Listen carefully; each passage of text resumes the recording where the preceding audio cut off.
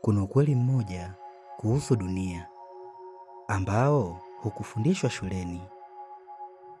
Dunia haiongozwi na wale wanaoonekana kuwa na nguvu zaidi, ila dunia inaongozwa na wale wanaojua nini kisijulikane. Na ndiyo maana baadhi ya taarifa hupotea, historia kubadilishwa, na maswali muhimu hayajibiwi. Swali sio kwamba hii ni kweli, ila swali ni, uko tayari kujua zaidi?